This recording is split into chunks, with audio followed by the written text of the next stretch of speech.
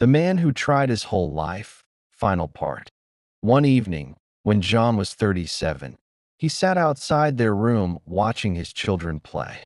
They were using bottle caps as football players, arguing loudly about imaginary rules, laughing. For a moment, the sound filled the entire compound. John watched them quietly, and slowly, a realization settled in his mind. He had tried. From the day his parents died, from the moment he left school, from the first cement block he carried, he had never stopped trying.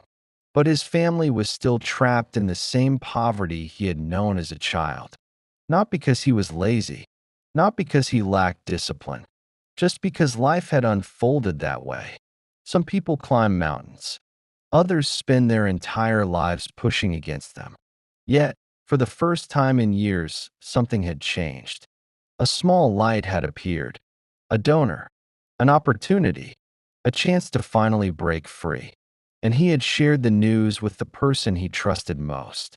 Later that night, John stepped out to meet his closest friend, the one who already knew about the donor, the one he trusted like a brother.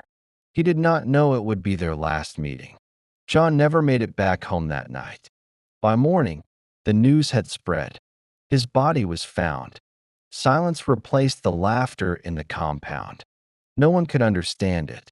No one wanted to believe it. The same compound where his parents had been buried now held another funeral.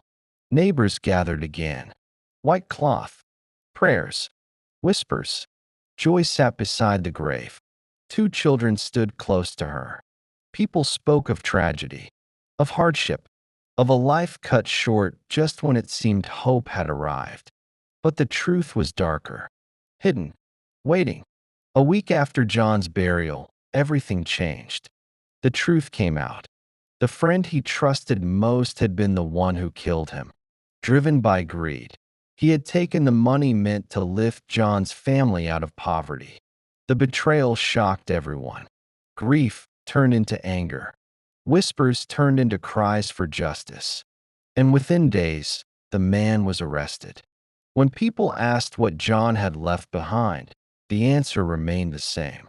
No savings, no house, no business, nothing material, just a wife, two children, and a life of relentless effort ended by betrayal. Some stories end with success, with wealth, with victory, but real life doesn't always follow those stories. Sometimes a man works harder than everyone around him and still loses, not because he was weak, not because he failed, but because life is not always fair. John tried his whole life, and just when hope finally appeared, it was taken from him. Because the hardest truth about life is this: it's not always about how much you tried. Sometimes, life is just what it is.